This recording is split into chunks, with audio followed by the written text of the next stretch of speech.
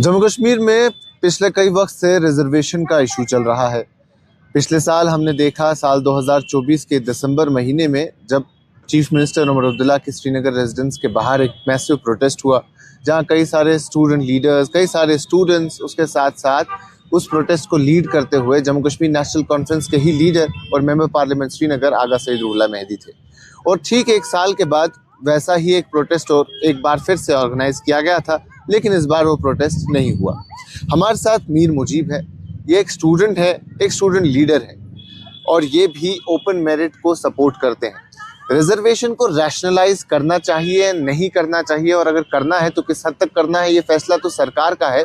लेकिन इनकी क्या कुछ डिमांड्स रहती है, अक्सर व बेशतर हम इनसे बात करते हैं तो ये इस चीज़ पे फोकस करते हैं। आज हम इनके साथ बैठे हैं तो इनसे जानते हैं कि असल में ये इशू है क्या। मुजीब साहब, आप इसके बारे में बात करते रहते हैं कि रिजर्वेशन को रैशनलाइज करना चाहिए, तो सबसे पहले ये बात को क्लियर कर दीजिए कि क्या आप लोग रिजर्वेशन के खिलाफ हैं? सबसे पहले तो आपका बहुत बहुत शुक्रिया शादाब साहब। आपने हमेशा जो इस इशू पे, रिजर्वेशन इशू पे, एक बहुत ही ग्राउंड ब्रेकिंग इशू है, गवर्नेंस इशू में मुझे लगता है टॉप मोस्ट प्रायोरिटी पे पूरे जम्मू एंड कश्मीर में, और इसका इम्पैक्ट आपने कुछ ही दिनों पहले देखा होगा। देखिए, जहाँ तक आपने बात की कि रिजर्वेशन, क्या हम रिजर्वेशन के खिलाफ है, देखिए हम जब भी बात करते हैं, जब भी हमने आज तक बात की है, it has been purely within the ambit of the constitution. और जब कॉन्स्टिट्यूशन ही हमें एक प्रोविजन देता है रिजर्वेशन का, हमारी कभी प्रॉब्लम रिजर्वेशन से नहीं रही है, but it is about the excessive reservation. हमने हमेशा बात की है कि अगर रिजर्वेशन हो, it should reflect the population dynamics, it should be within certain confinements, it should pertain to the जो सुप्रीम कोर्ट रूलिंग्स रही है उनके कन्फाइंस में रहना चाहिए। और जो सारी लड़ाई है वो इस वजह से उठती है, एक बेसिक मिसमैच है between our population which is 69% as per the 2011 last जो ऑफिशियल सेंसस हुआ था, एंड जो हमारा अभी करंट शेयर है ओपन मेरिट का, which is 30 to 40% in some cases, and even it goes below 30% in certain other like SSB in medical, it goes beneath that. तो ये सारी लड़ाई जो है मिसमैच है, there is a gap of like 30-40% between what was supposed to be given to the general category population and what is actually given। तो यहाँ से झगड़ा सारा स्टार्ट होता है। तो ये चीज तो क्लियर है कि रिजर्वेशन के खिलाफ कोई नहीं है, सिर्फ रैशनलाइजेशन की बात की जाती है। तो अगर रैशनलाइजेशन होनी चाहिए, सुप्रीम कोर्ट की गाइडलाइंस क्या कहती हैं, वो आप बताएं। देखिए, बिल्कुल सुप्रीम कोर्ट में एक आपने ऑब्वियसली एक आइकॉनिक जजमेंट है, इंदिरा सावनी जजमेंट। इंदिरा सावनी जजमेंट तो बोलता है कि under no circumstances can reservation cross the 50% barrier. ठीक, तो ये तो जनरल रूलिंग है, and it's a ruling means it's an exception. मतलब आप ये एक्सेप्शन तब लगाओगे जहां पे जिस भी स्टेट में अगर कहीं पे रिजर्व पॉपुलेशन ज्यादा है। फॉर एग्जांपल, आपको मैं छोटी सी कुछ एग्जांपल्स के थ्रू ये एक्सप्लेन कराऊंगा आपके व्यूअर्स को भी और आपको भी। आप देखिए, अब हम नेशन वाइड थोड़ा सर्वे करते हैं। आप देखिए स्टेट ऑफ बिहार, ठीक, वहां पे 82% आपका रिजर्व पॉपुलेशन है, लेकिन जो कैपिंग हुई है वहाँ पे रिजर्वेशन की वो 85% है। वहाँ पे ओपन मेरिट वहाँ पे भी 50% है, लेकिन हालांकि वहाँ पे जनरल कैटेगरी खाली 18% है। इसी तरह से आप देखो तमिलनाडु में खाली 20% से भी कम आप वहाँ पे ओपन ये जनरल कैटेगरी पॉपुलेशन है, लेकिन वहाँ पे ओपन मेरिट 50% पे रखा जाता है, because merit is the rule, it's the ruling exception हमेशा, that is always less than 50%, ये कैपिंग रही। इसी तरह से आप देखो तेलंगाना, महाराष्ट्र, किसी भी स्टेट में जाओ आप थ्रू आउट इंडिया, आप देखोगे कि इनवेरिएबली ओपन मेरिट का जो रखा जाता है ये बार, it is always kept twice the general category population, it is always more than 50%, it is never less than 50%। लेकिन अनफॉर्चुनेटली J&K, आपको मैं आपकी व्यूअर्स की जानकारी के लिए बता दूं कि it is the only state in the country which has the highest general category population. This is as per the last census data, as per the surveys done by in the last census. तो उसके मुताबिक अगर हिसाबन देखा जाए तो फिर तो open merit का share, if we take into consideration all the national presidents, it should be ideally more than 70%। लेकिन हम वो भी नहीं कह रहे। हमारा इस जो रिजर्वेशन मूवमेंट में पिछले जो 1-1.5 साल से चल रहा है, हम ये कह रहे हैं कि ठीक है, let's compromise, we will give our side, but at least give us a dignified share, at least something like around अगर मैं नंबर एक पुट करूं, it should be around 60% for basic some sort of एक ब्रीदिंग स्पेस रहे हमारी general category population को।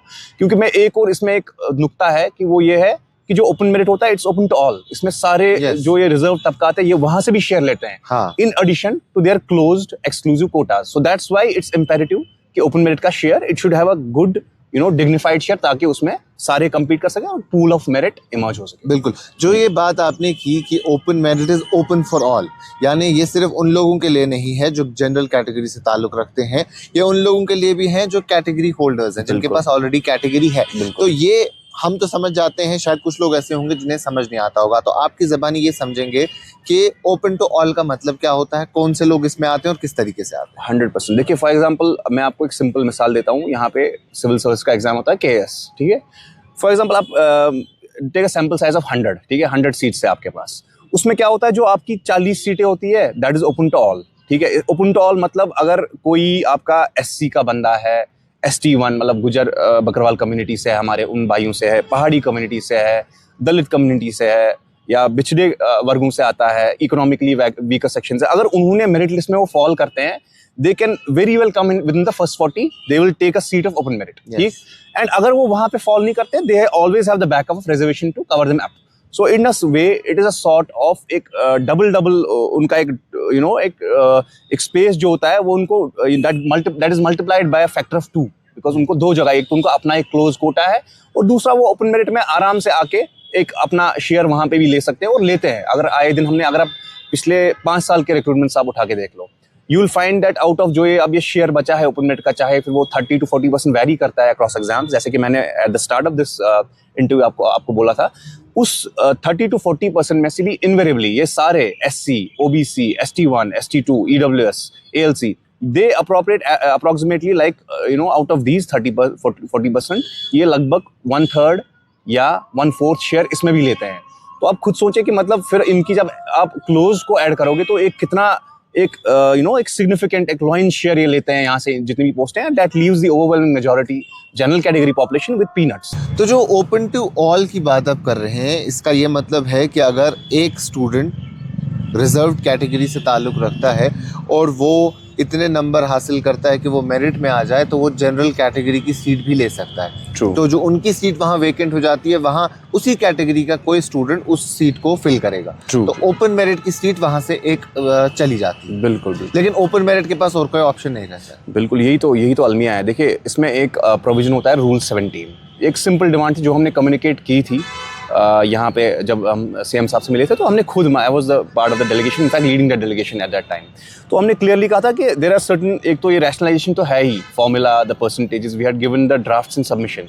मतलब देखिए आपके मीडियम से मैं कम्युनिकेट करना चाहता हूँ, कुछ लोग क्रिटिसाइज भी हमें करते हैं कि शायद आपके क्लैरिटी ऑफ डिमांड्स नहीं है, शायद आपने कम्युनिकेट नहीं किया है, but let me make it very clear from your medium कि हमने जितनी भी डिमांड्स थी, we have given it in submission to the government, to CM himself. ऐसा नहीं है कि किसी इंटरमीडिएट के थ्रू, उनके थ्रू तो किया ही, फिर बाद में जब सब कमेटी बैठी उनसे हम मिलने गए, उनको कम्युनिकेट किया, फुल लेंथी ड्राफ्ट्स, मतलब we have personally written it, researched it, checked it from various experts जो होते हैं, फील्ड एक्सपर्ट्स, उनको वेट कराया कि क्या है, whether they fall with in the provisions of law, कि कोई हमारी ऐसी डिमांड तो नहीं है कि जो अनजस्टिफाइड है। तो we have given the list of demand. जो आपने ये बात की ओपन टू ऑल, उसमें आता है प्रोविजन रूल 17। रूल 17 क्या बोलता है कि अगर फॉर एग्जांपल एक कैटेगरी वाला अपनी सीट कैश इन करके at any point, for example prelim stage पे वो रिजर्व्ड करता है, फॉल रिजर्व्ड, अपनी रिजर्व्ड कैटेगरी यूज करता है, तो then he can not take when at the end result is declared, even if he falls in the merit, वो फिर ओपन की सीट अप्रोप्रिएट नहीं कर सकता है। This only happens in JNK। Unfortunately वो रूल 17 हटाया नहीं जा रहा है, it is still in place, and it is because of that rule 17 के एक इनजस्टिस परपेचुएट हो रहा है। हमारी जो रिजर्व्ड वाले भी हैं, डिस्पाइट फॉलिंग इन मेरिट, वो फिर ओपन वाली seat despite using the category at some stage of the exam. एक तो वो बात होगी कि अगर वो नहीं यूज करते थ्रू आउट द तीनों स्टेजों में, या चाहे मेडिकल हो, यहाँ पे हो, तीनों स्टेज में वो मेरिट पे होते, तो ठीक है, they were well entitled to take that seat, but they use the reservation and then they take this open merit seat, and then when that seat gets vacant in their place, वहाँ पे एक reserved वाला आता है तो लेता है।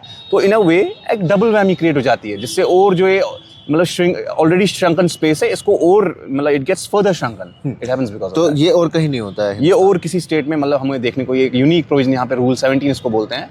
तो इसका हमने, अगर आपने गुपकार आप इनफैक्ट थे वहाँ पे, आपने देखा होगा कि doctors, JKPSC aspirants, they were flashing that sign कि एबॉलिश रूल 17। ओके। तो अब जब सरकार ने कहा कि 6 महीने का वक्त दीजिए, हमने रिपोर्ट बनाई है, और अब सरकार के स्पोक्स पर्सन कहते हैं कि रिपोर्ट लेफ्टिनेंट गवर्नर के ऑफिस में है, उनके दस्तखत का इंतजार है, क्योंकि यूनियन टेरिटरी है, तो LG इज द अथॉरिटी। तो जब LG साहब अपने दस्तखत करके वापस भेजेंगे, तब जाके इम्प्लीमेंट हो जाएगा। तो फिर प्रोटेस्ट करने की मजबूरी क्या है? देखिए बिल्कुल आपका सवाल जायज़ है। देखिए सबसे इम्पोर्टेंट चीज़ है कि जो फाइल यहाँ से इलेक्टेड गवर्नमेंट से या इनके सब कमिटी से जा करके through CM went to the LG's office, पहले हमें देखना कि is that file really the rationalization that we were demanding for all along since past 2 years, because हमें आज तक ना तो communicate किया गया. We understand there is something called oath of secrecy, but still there has to be some sort of communication. You have to take people into confidence. Otherwise, how are we supposed to know कि उस file में लिखा क्या है? What is the content of that file? And जो media reports, and it has been done by very authentic portals like Indian Express, very high portals. Hindu में आई ये report आया, आपने खुद की होगी आपके पोर्टल ने. उसमें यही है कि भाई 10% का कंसिडरेशन है. They are just targeting 2 categories और टेकिंग इट फ्रॉम 2 कैटेगरीज. हम ये कहते हैं कि ठीक है, good, it's not, you have made a start, but it should not be limited to just 2 categories. Why are you stopping at 2 categories? What we asked for was an across the board rationalisation.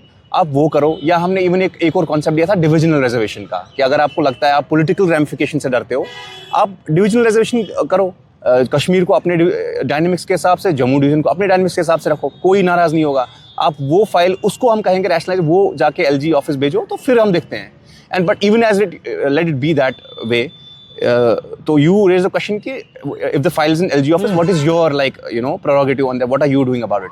तो हमने आपस में मशवरा किया है, and we find it in our collective what has emerged out of our collective discussions, there is no harm. We can even make N outreach to LG साहब. we'll try to know what are the contents of the file, and we'll try to ascertain that. That's what I was asking कि अगर ये सारी चीज़ों का provision है, तो फिर प्रोटेस्ट की ज़रूरत क्या थी? प्रोटेस्ट की ज़रूरत यही थी कि हमें या तो रिपोर्ट हमें कम्युनिकेट करो, या तो हमें बताओ कि एक्चुअल इसमें लिखा क्या है. और तीसरी चीज़, ये सिर्फ स्टूडेंट्स पे ओनस नहीं है कि हम जाके मतलब खुदा ना खास्ता यहाँ पे कोई law and order problem create करें या माइनस टेम्परेचर्स में निकलें. ये तो फिर इलेक्टेड गवर्नमेंट का ही नहीं प्रोडक्टिव है ना, to get their files passed. मतलब you have seen the Kejriwal model. वो क्या करते थे, वो अगर कहीं पे स्टक होती थी फाइल, पहले तो वो फाइल उस काबिल हो कि वो वाकई में वो इट्स बेस्ड ऑन मेरिट, और या वो वाकई में एक रैशनलाइजेशन फाइल है. तो वो क्या करते थे केजरीवाल मॉडल में, they used to go to the supreme court, use the channels of the court and get their works done. आपने देखा कि for 10 years Delhi had some of the best governance models. तो ये तो ये रेप्लिकेट कर सकते हैं, आप यहाँ पे कर सकते हो, but you are conveniently stepping back. आप ब्लेम कर रहे हो एलजी पे. You want the students and the LG to come at loggerheads with each other and fight. But let me make it clear कि हम वो होने नहीं देंगे. We are not stupid. We understand के who wants what, and we'll act wisely in this matter. But at the same time, elected government की भी कुछ मजबूरियां होती हैं. जैसे वो अपना सीक्रेट डॉक्यूमेंट आपको नहीं दिखा सकते हैं, और तो सीक्रेसी है. तो वो किस तरीके से फिर आप चाहते हैं कि आप I'll tell you one thing. एक होता है जिसमें 2 types of files. I think you must be knowing these matter. कोई भी important bill या कोई matter आता है ना, generally if it's pertaining to public, it is public knowledge. Like everybody knows, it's published in the media. There are sources quoted, even ministers कि ये करने वाले हैं, ये करने वाले हैं.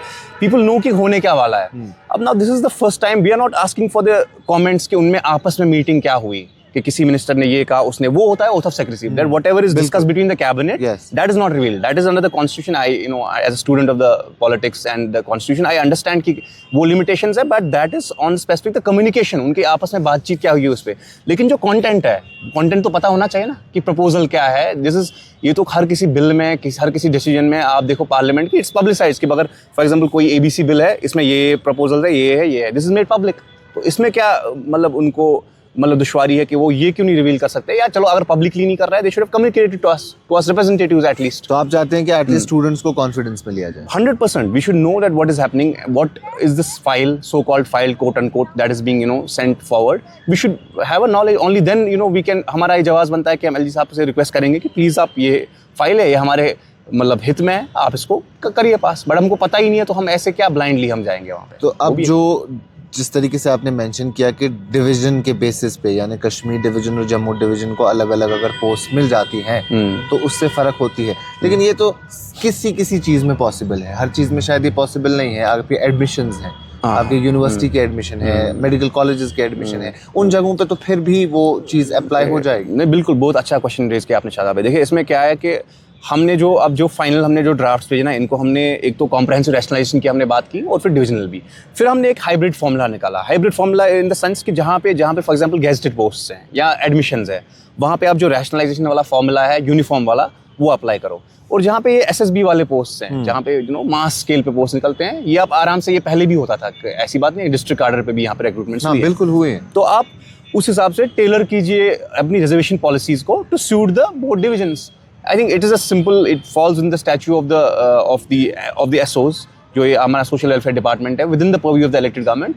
It can be done. These spaces can be carved out. जहाँ पे possible हो वहाँ पे divisional reservation, and wherever feasible वहाँ पे आप कॉम्प्रहेंसिव रैशनलाइजेशन करो फॉर्मूला। एक और चीज़ थी, जैसे आपने जी। कहा कि रिपोर्ट्स में आया है, सुनने में आया है कि 2 कैटेगरीज से कुछ परसेंटेज काटी गई हैं और उसके बाद वो जनरल को दी जाएंगी और फिर कुछ हद तक इसे 50% के आसपास बनाने की बात की गई है। लेकिन इसमें सरकार का कहना है कि कुछ ऐसी रिजर्वेशंस भी है जो सेंटर के पास है, जी। जिसमें हम कुछ इंटरफेरेंस नहीं कर सकते हैं, हमारी इंटरफेरेंस मुदाखलत काफ़ी कम है, तो वहाँ क्या किया जा सकता है? नहीं देखिए, आई थिंक मैंने भी ये स्टेटमेंट सुना था, आई वाज रियली शॉक्ड कि ये एक जितनी मैंने इस पे थोड़ी चेक, मतलब I have my friends lawyers in the supreme court, I talk to them in high court here, मेरे अपने एक वास्ट सर्कल है, सोशल सर्कल है, they said that this is like totally misleading statement. ऐसा कुछ नहीं है कि अब फॉर एग्जांपल सेंटर ने कोई स्टेटस दिया है, हम आपको ये तो थोड़ी कह रहे हैं कि आप हटा दो। अगर फॉर एग्जांपल पहाड़ी, यहाँ पे पॉपुलेशन है हमारे पहाड़ी भाई, मेरे कई दोस्त है उसमें, उनको एक स्टेटस मिला था, ठीक, तो हम ये थोड़ी कह रहे हैं कि इनका स्टेटस छीन लो। जो परसेंटेजेस को रेगुलेट करना, कम करना, ज्यादा करना, it is a perfect purview of our elected government, if is a perfect purview of the state government. जिस भी स्टेट में हो रहा, वहाँ पे आप बहुत सारी चीज़ आप सब कैटेगराइजेशन कर सकते हो। जो जैसा कि आपने हरियाणा ने देखा था, हरियाणा ने विद 1 मंथ जब उनने भी एक रैशनलाइजेशन का प्रॉमिस किया था कि हम सब कैटेगराइजेशन करेंगे, जब वो कर सकते हैं। यहाँ पे परसेंटेज को अप डाउन करना एट स्टेट लेवल, बिकॉज आपके नोटिस में मैं लाऊं कि जो सर्टिफिकेट्स भी होती है ना, इसके 2 टाइप्स होते हैं। फॉर एग्जांपल ईडब्ल्यूएस है यहाँ पे, इसमें एक स्टेट ईडब्ल्यूएस बनता है, सेंट्रल ईडब्ल्यूएस बनता है, एक ओबीसी लिस्ट बनता है, स्टेट लिस्ट, सेंट्रल लिस्ट। तो हम जो बात कर रहे हैं, हम स्टेट लेवल की बात कर रहे हैं। हम कहाँ आपको बोल रहे हैं, और ना ही आपके वो परव्यू में है कि आप सेंट्रल लिस्ट को छेड़ो। No, we are not saying that. तो ये एक डेलिब्रेट, मुझे लगता है कि एक मिसलीडिंग स्टेटमेंट किया जा रहा है। It's convenient. तो जो ये बात की जा रही है कि कुछ सेंटर की तरफ से रिजर्वेशंस है, उनमें मुदाखलत नहीं होती है, ऐसा नहीं है? ऐसा नहीं है, जितनी मेरी नॉलेज है, आई डोंट नो कि इससे ऊपर कुछ इवॉल्व हो गया है अब कुछ law, but the information that I have had a personal communication with several constitutional experts who have talked about the subject, and they make it very clear that there is no such thing. आपका ज़्यादा वक्त नहीं लेंगे। 4 दिन पहले protest था, आगा रूहुल्लाह मेहदी को lead करना था, उन्हें हाउस अरेस्ट कर दिया गया, कई सारे स्टूडेंट्स को डिटेन किया गया था जी, और उसमें से एक आप भी थे जी। फिर वो प्रोटेस्ट नहीं हुआ, स्टूडेंट्स ने भी कहा अपनी तरफ से, अपनी बॉडीज़ की तरफ से कि आज के लिए प्रोटेस्ट कैंसिल है। तो अब फर्दर फ्यूचर कोर्स क्या रहेगा आप लोगों को? जी देखिए, सबसे पहले तो प्रोटेस्ट के हवाले से आई थिंक इसको थोड़ा सा I think there was a miscommunication या misunderstanding sort of thing. Because सबसे पहली बात, जो हम ये वर्ड प्रोटेस्ट यूज़ कर रहे हैं, I don't think it's a right और apt word to describe, because हमारा ये था कि it will be simple and assemble in a park, a sit in kind of. हमें कोई शोर नहीं करना था, no noise, no sloganeering, nothing. We had to sit there and press our demands for as हमारा ये उसमें कैप्शन था, as long as it takes and as hard as it takes, we'll sit through the night। मतलब इसमें ये भी था कि अगर 5 बजे के बाद हमारे 10 बंदे भी बैठते हैं वहाँ पे, तो it was a kind of a Gandhian method, एक कॉन्स्टिट्यूशनल मेथड हमने अडॉप्ट किया था। कोई गलत बात नहीं थी, पीसफुल वे में हम आराम से बैठने वाले थे, और वो भी पार्क में। अनफॉर्चुनेटली अब जो भी वजूहत रहे होंगे, best known to the apparatus here, उनने क्या उनको मिसलीड किया गया, क्या उनको बताया गया, but it was simple, it was about pressing for rationalization, sitting in a park। ये कोई हम रोड्स को ऑब्स्ट्रक्ट नहीं कर रहे थे, लोगों को नुकसान नहीं पहुंचा रहे थे। एंड सबसे बिगेस्ट जो पॉइंट ये है कि हम माइनस में, आप देखिए कोई नहीं आना चाहता है कि रोड्स पे आना चाहता है, आप देखिए, लेकिन जो रिक्रूटमेंट्स आफ्टर रिक्रूटमेंट निकल रहे हैं, आप आए दिन देखते हो, कल भी एक रिक्रूटमेंट आई रोज, मतलब हम चेक करते हैं, तो इट्स अ डेलिब्रेट जो ये ब्लीडिंग हो रही है जनरल कैटेगरी के शेयर की। There is a deliberate, it seems that there is an attempt at some level, I don't know ये कहाँ से आ रहे हैं। Obviously the elected government is in charge of many of these departments, they have claimed credit। आप इनके spokespersons को देखिए, वो क्रेडिट लेते हैं कि हमने निकाले पोस्ट,